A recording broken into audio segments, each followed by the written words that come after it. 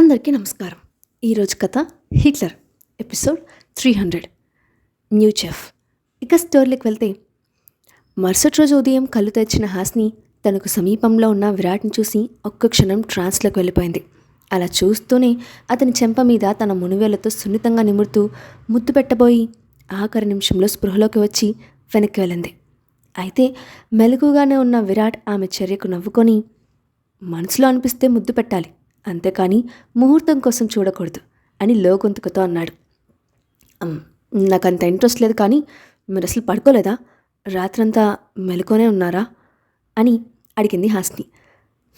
కాసేపు పడుకున్నా, మళ్ళీ మెలకు వచ్చేసింది అని నార్మల్గా చెప్పాడు విరాట్. అసలు నిద్ర లేకుండా ఆయన ఎలా ఉంటున్నారు? అర్ధరాత్రి లేచినప్పుడు మెలకువలోనే ఉన్నారు, ఇప్పుడు మెలకువలోనే ఉన్నారు. కనీసం 4 గంటల నిద్ర కూడా ఉండకపోతే ఆరోగ్యం ఏమవుతుంది? ఆ రోజు దాస్ చెప్పినప్పుడు అదంతా అబద్ధం అనిపించింది, కానీ కళ్ళ కింద నల్లటి వలయాలు చూసి నిజమని నమ్మాను. ఇప్పుడు ఆయనకి ఇన్సోమేనియా తీవ్రత ఎంత ఎక్కువగా ఉందో కళ్ళారా చూశాను.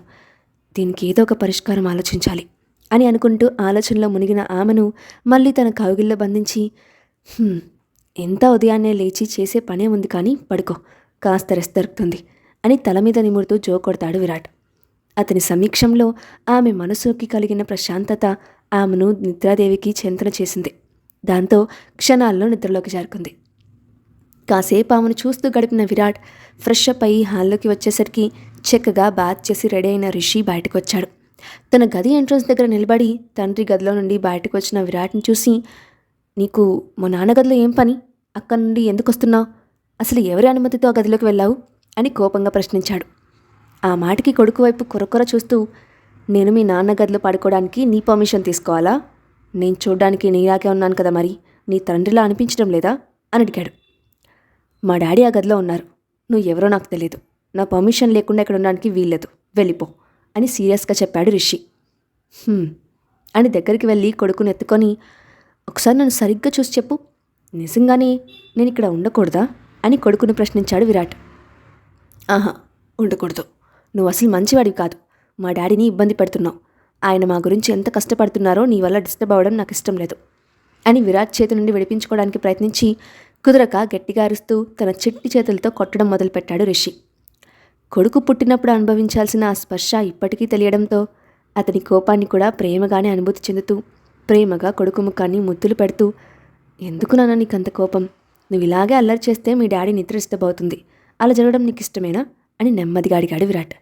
నో, అసలు ఇష్టం లేదు, హాల్లోకి వెళ్ళి డిస్కస్ చేసుకుందాం అని విరాట్ చేతుల నుండి జారి బుడిబుడి అడుగులతో హాల్లోకి వెళ్ళి, ఇప్పుడు చెప్పండి, ఇక్కడ ఎందుకున్నారు అని పెద్దరాయల్లాగా లెక్క అడిగాడు బుడ్డోడు. ఆ విషయం మనం కుకింగ్ చేస్తే కూడా మాట్లాడుకోవచ్చు అని కొడుకునెత్తుకొని కిచెన్ కౌంటర్ టాప్ మీద కూర్చోపెట్టి, నీకు చెల్లికి ఏ ఐటమ్స్ అంటే ఇష్టమో చెప్తే అవే ప్రిపేర్ చేస్తాను, మిగతా వాళ్ళు వచ్చేసరికి అన్నీ రెడీ అయిపోతాయి అని చెప్పాడు విరాట్. నో థ్యాంక్స్, మీరు మా కోసం కుక్ చేయాల్సిన అవసరం లేదు, మా కేర్ టేకర్ ఆంటీ వచ్చి ప్రిపేర్ చేస్తారు, మేము అదే తింటాం అని తను అడిగిన ప్రశ్నకు సమాధానం చెప్పలేదన్న ఉక్రోషంతో చెప్పాడు రిషి. అయితే ఈ రోజంతా మీరు ఆకలితో ఉండాల్సిందే, ఎందుకంటే ఆమె నేను వర్క్లోకి రావద్దు అని చెప్పి పంపించేశాను అని పెదాల మాటన నవ్వు ఆపుకుంటూ చెప్పాడు విరాట్. ఆ మాటకు షాక్ కొట్టినట్టు చూస్తూ, అంతా ఇతని ఇష్టమేనా? అంటే ఈరోజు నుండి మా డాడీ ఇంకా ఖుషి ఇతని చేతి వంట తినాలా అని విచారంగా అన్నాడు. కొడుకు కష్టాన్ని చూసిన విరాట్కు జాలిగా అనిపించి అతని తల మీద సున్నితంగా నిమురుతూ, మీ డాడీ ఫేవరెట్ ఐటమ్స్ ఏంటో నాకు తెలుసు, నీకు చెల్లికి చెప్పు చాలు అని ప్రేమగా అడిగాడు. అచ్చం తనలా ఉన్న వ్యక్తి తనను అంతగా ప్రేమగా చూస్తూ ఉంటే ఆ చిట్టి మనసు ఇదని తెలియని ఆనందంతో ఉరకలు వేసింది. పుట్టిన దగ్గర నుండి హాస్ని ప్రేమ తప్ప మరొకరి ప్రేమ ఎరుగని ఆ పసి మనసులో ఒక కోరిక కలిగింది. కానీ ఎంతైనా తండ్రికి తగ్గ తనయుడు కదా, ఎమోషన్స్ అన్నిటినీ లోపల అణిచివేసి హాస్ని డాడీకి తానే ప్రొటెక్టర్ అన్న రేంజ్లో ఫీల్ అవుతూ, నీకు చెప్పాల్సిన అవసరం నాకు లేదు, నేను చెప్పను కూడా, ఎందుకంటే నువ్వు నాకు అస్సలు నచ్చలేదు అని కోపంగా చెప్పి మొహం తిప్పేశాడు రిషిబాబు. అబ్బో, పొట్టి బుడంకాయగా అడిగి నీకే అన్ని తెలివితేటలుంటే నీ బాబునిరా నాకని తెలివితేటలుండాలి, నీకు వచ్చిన ఇంటెలిజెన్స్, బిహేవియర్, డ్రెస్సింగ్ స్టైల్ ఒక్కటేంటి, మీ అమ్మ విషయంలో జల్సీతో సహా మొత్తం అచ్చుగుద్దినట్లు నా నుండి నీకు వచ్చాయి, అలాంటిది నా ముందే నీ బిల్డప్పా, ఇప్పుడు చెప్తాను నీ పని అని చిన్నగా నవ్వుతూ, సరే నీ ఇష్టాలంటే నాకు బాగా తెలుసు కాబట్టి చెప్పకపోయినా వచ్చినా నష్టం లేదు అని చెప్పాడు విరాట్. నా ఫేవరెట్ నీకలా తెలుసు అని అనుమానంగా చూస్తున్న రిషిని చూసి, ముఖం సాధ్యమైనంత నార్మల్గా పెట్టి నీకు హెల్తీగా ఉండే లిమిట్స్ ఉప్మా మిల్క్ అంటే ఇష్టమని మీ డాడీ ఎప్పుడో చెప్పారు. ఇప్పుడు అవి చేస్తాను అని కొడుకు ముఖంలో ఎక్స్ప్రెషన్ గమనిస్తూ అన్నాడు విరాట్. "అమ్, ఏం లేదు, నాకు బాయిల్డ్ ఎగ్స్ వెజిటేబుల్ శాండ్విచ్ అంటే చాలా ఇష్టం" అని కంగారుగా చెప్పాడు రిషి. నీ ఫేవరెట్ ఏమిటో ఇందాక కాదు, ఇప్పుడు తెలిసిందే. ఇప్పుడు టకటకా చెల్లికి ఇష్టమని చెప్పు" అని అడిగిన విరాట్ వైపు కొరకొర చూస్తూ, చెల్లికి చికెన్ శాండ్విచ్ ఇంకా బాయిల్డ్ ఎగ్స్ పై ఫ్రై చేసి చిల్లీ పౌడర్ చల్లిస్తే ఇష్టం అని కోపంగా చెప్పి విరాట్ చేతిలో ఫూల్ అయ్యాడన్న ఉక్రోషంతో హాల్లోకి వెళ్ళిపోయి సోఫాలో కాలు ముడుచుకొని కూర్చున్నాడు రిషి. తండ్రి ఇంకా చెల్లి ఇంకా గాఢ నిద్రలో ఉండటంతో తన ఉక్రోషం ఎవరితో చెప్పుకోవాలో బాబుకి అర్థం కాలేదు. విరాట్ తమ ఇంటికి వచ్చి తమ తండ్రి గదిలో ఉంటూ తమ ఇంట సర్వెంట్స్ను మానిపించి తమ మీదే పెత్తనం చేస్తూ ఆఖరికి కుకింగ్ కూడా తనే హ్యాండిల్ చేసుకోవడం రిషికి అస్సలు నచ్చలేదు. ఈ విషయం గురించి అర్జెంటుగా డాడీతో మాట్లాడాలి అని స్ట్రాంగ్గా అనుకున్నాడు. ఇంతలో నిద్రలేచిన హాస్ని ఫ్రెష్ అయి బయటకు వచ్చేసరికి కిచెన్లో నుండి మంచి స్మెల్ రావడంతో అటుగా వెళ్ళి చూసిన ఆమె షాక్తో నిలుక్కుపోయింది. దేవుడా, నేను పొరపాటున వేరే గ్రహంలోకి వెళ్ళిపోయానా? నేనేమైనా కలకన్నానా ఏంటి? లేదంటే ఈ వింత విడ్డూరాలన్నీ నాకే ఎందుకు కనిపిస్తున్నాయి అని పిచ్చి పిచ్చిగా వాగుతూ కిచెన్లోకి వచ్చి విరాట్ నుదుట మీద చేయి పెట్టి ఫీవర్ ఏమైనా ఉందేమోనని చెక్ చేసింది హాస్ని. ఆ మాటకి చేతిలో అట్లకాడుతూ ఆమె చేతి మీద లైట్గా వాత పెట్టి, "ఇప్పటికైనా నమ్మకం వచ్చిందా ఈ గ్రహంలోనే ఉన్నావని?" అని ఆమె ఓవర్ యాక్షన్కి చిరుకోపం చూపిస్తూ అడిగాడు విరాట్. నమ్మేశానులే స్వామి, దానికి వాత పెట్టి చెప్పాలా" అని చిన్నగా కాలిన దగ్గర రుద్దుకుంటూ అంటున్న హాస్ని దగ్గరికి గబగబా పరిగెత్తుకుంటూ వచ్చి, "ఏమైంది డాడీ, ఈ రెడ్ మార్క్ ఏంటి? ఈ బ్యాడ్ బాయ్ ఏమైనా చేశాడా?" అని విరాట్ వైపు కోపంగా చూస్తూ అడిగాడు రిషి. "అలాంటిదేం లేదు నాన్న, అంకుల్ ఏదో ప్రిపేర్ చేస్తూ ఉంటే మాట్లాడుతున్నాను. ఇవన్నీ ఒకరే చేశారు కదా, ఆ అవసరం లేదండి, వంట మనిషి వచ్చి చేస్తుంది అని చెప్పానంతే, నువ్వు వెళ్ళి ఆడుకో" అని కొడుకుకు నచ్చ చెప్పింది హాస్ని. "ఆ ఆప్షన్ లేదు డాడీ, ఈ అంకుల్ ఇంట్లో వర్క్ చేసే సర్వెంట్ని మానిపించేశాడు. అయితే అతనే పనులు చేయాలి, లేదంటే మనం చేసుకోవాలి తప్ప మరో మార్గం లేదు. ఆ విషయం గురించి నీతో మాట్లాడదామని ఎదురు చూస్తూ ఉన్నాను" అని చెప్పాడు రిషి.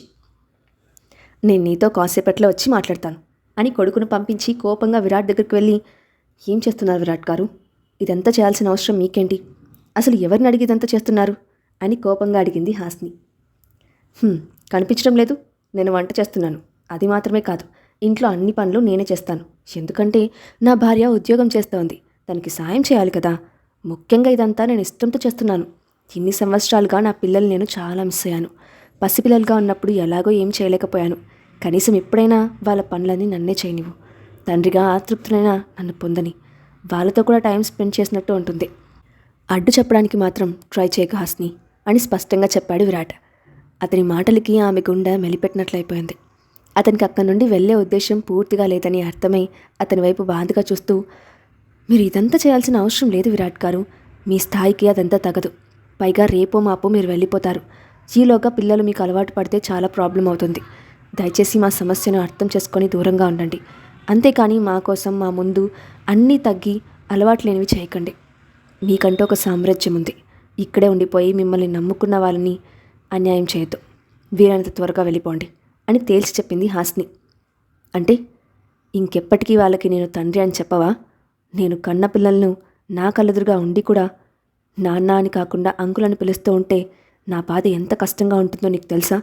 ఇప్పటికీ జీవితంలో 3 ఏళ్ళు వాళ్ళ ఆటపాటలు కోల్పోయాను. ఇక వాళ్ళకి దూరంగా ఉండటం నాకు అస్సలు ఇష్టం లేదు. అలా అని నీ స్వార్థం కోసం వాళ్ళని నాకు దూరం చేయడానికి ప్రయత్నిస్తే ఊరుకోను. కావాలంటే బలవంతంగా అయినా సాధించగల సత్తా నాకుంది. నన్ను అంతవరకు రెచ్చగొట్టకు" అని స్పష్టంగా చెప్పాడు విరాట్. అతను కావాలి అనుకున్న దక్కించుకోవడానికి ఎంత దూరమైనా వెళ్తాడని హాస్నికి తెలుసు. ఇప్పుడు అతను మాట్లాడిన మాటలు ఆమెలో చిన్నపాటి ప్రకంపనలు సృష్టించాయి. దాంతో అతని వైపు అపనమ్మకంగా చూస్తూ, "నా పిల్లల్నిద్దరినీ నా నుండి దూరం చేయాలని అనుకుంటున్నారా? మరి అలాంటి ఉద్దేశం లేదని చెప్పారు కదా" అని భయంగా అడిగింది హాస్ని. ఇప్పటికీ అదే చెప్తున్నాను. నిన్ను వాళ్ళకి దూరం చేయాలని నాకు అస్సలు లేదు. నాకు వాళ్ళు మాత్రమే కాదు, నువ్వు కూడా కావాలి. మనమందరం హ్యాపీగా ఉండాలి. అందుకోసం ఎదురు చూస్తున్నాను. ఈ క్షణం మీ అందరినీ బలవంతంగా తీసుకువెళ్ళగలను, కానీ నీ అంతటా నువ్వే మా ప్యాలెస్కి రావాలి. నేను ఎవరో తెలియడంతో పాటు నీ నిజమైన ఐడెంటిటీ ఏమిటో నీ నోటితో నువ్వే పిల్లలకు చెప్పాలి. అప్పటిదాకా ఓపిక పడతాను తప్ప నిన్ను బలవంతం చేయను.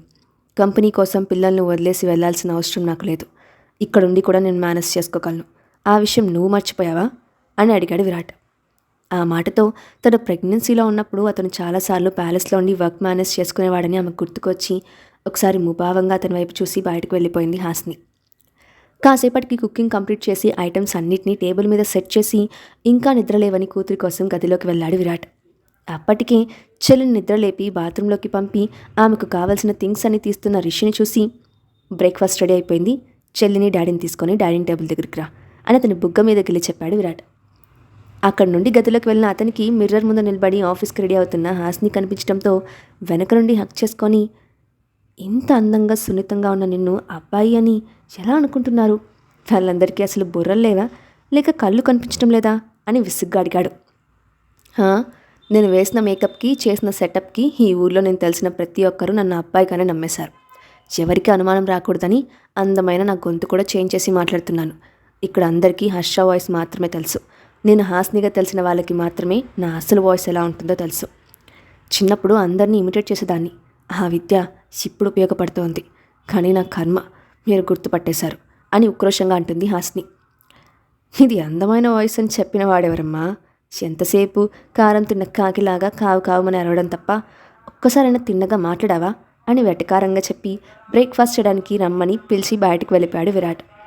అతని వేలాకోలం ఆమెకు అర్థమయ్యేసరికి అతను గది దాటిపోవడంతో ఆవేశంగా బయటకు వచ్చిన హాస్ని డైనింగ్ టేబుల్ దగ్గర కనిపించిన పిల్లల్ని చూసి సైలెంట్ అయిపోయింది. టేబుల్ మీద ఉన్న డిషెస్ అన్నీ అందరికీ సర్వ్ చేసి తను కూడా తినడం మొదలుపెట్టించింది. గోల్డ్ కలర్లో మంచి టేస్ట్లో ఉన్న ఆమ్లెట్ని చూసి హాస్ని నోట్లో నీళ్లు నూరాయి. చాలా సంవత్సరాల తర్వాత తన ఫేవరెట్ ఐటమ్స్ అన్నీ ఎంతో ఇష్టంగా తింటున్న ఆమెను విరాట్ మైమార్పుగా చూస్తూ ఉండిపోయాడు. కానీ తన కష్టానికి కనీసం చిన్న కాంప్లిమెంట్ కూడా ఇవ్వని హాస్ని మీద అతనికి పీకల దాకా కోపం వచ్చింది. అయితే అప్పటి వరకు నిద్రమత్తులో ఉన్న కూతురు అతి కష్టంగా నోట్లో ఒక్క బయట పెట్టుకొని చెప్పిన మాటలకి ఒకరి మొహం వెలిగిపోతే మరొకరి మొహం మాడిపోయింది. ఇంకొకరికి కోపం వచ్చింది. ఒక్కొక్కరిలో ఒక్కొక్క రియాక్షన్ వచ్చేలా మన కన్నమ్మ ఏమందో మరి తెలుసుకోవాలంటే నెక్స్ట్ ఎపిసోడ్ వినాల్సిందే. ఇంతకీ ఖుషీ పాప ఏమంది? విరాట్ మనసు హాస్ని అర్థం చేసుకుంటుందా? ముందు రోజు జరిగిన ఇన్సిడెంట్ ఆమెకు తెలుస్తుందా? శాలిని మళ్ళీ ఏమైనా ప్లాన్ చేస్తుందా? నెక్స్ట్ పార్ట్లో చూద్దాం. Thanks for watching. ఈ ఎపిసోడ్ ఎలా ఉందో కింద కామెంట్ బాక్స్లో మీ ఒపీనియన్ని షేర్ చేయండి. అలాగే ఇలాంటి మరిన్ని స్టోరీస్ కోసం మా ఛానల్ని తప్పకుండా సబ్స్క్రైబ్ చేసి పెట్టుకోండి. Thanks for watching.